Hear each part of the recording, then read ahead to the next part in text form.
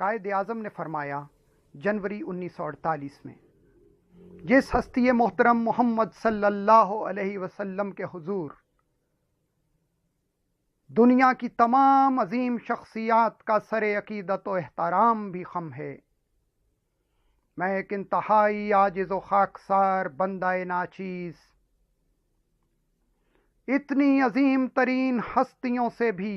عظیم ہستی کو بھلا کیا نذرانہ عقیدت پیش کر سکتا ہوں۔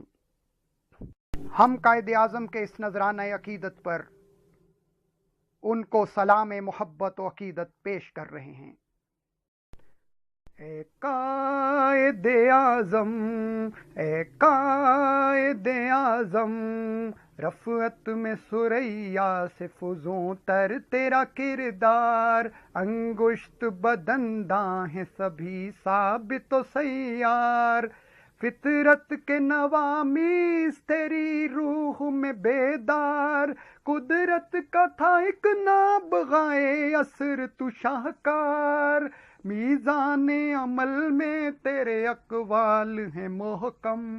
اے قائد اعظم، اے قائد اعظم، اس دور کی تاریخ کے سب سے بڑے انسان، اخلاص عمل ہے تیرے کردار کی پہچان،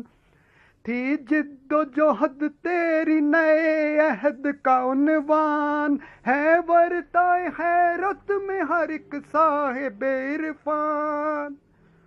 تھی ذات تیری معجزائے حسن مجسم، اے قائد اعظم، اے قائد اعظم، تھا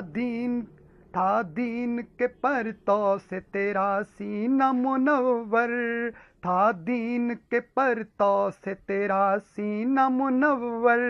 اسلامی ریاست کا تیرے دل میں تصور،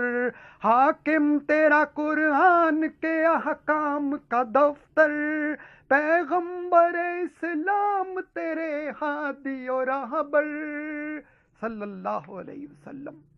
دربار رسالت میں صدا تیرا تھا سرخم، اے قائد اعظم، اے قائد اعظم، جرأت تیری تاریخ کے اوراق سجا دے، پژمردہ گلستان کو پھر برگ نوا دے، اس صفحۂ ہستی پہ نیا ملک بنا دے، بکھرے ہوئے بچھڑے ہوئے لوگوں کو ملا دے، تھا دم سے تیرے قوم کا شیرازہ منظم، اے قائد اعظم، اے قائد اعظم، تو قائد اعظم ہے میرا جان ضیا ہے، تو قائد اعظم ہے میرا جان ضیا ہے، ماں میری نچھاور ہے میرا باپ فدا ہے، تو قائد اعظم ہے میرا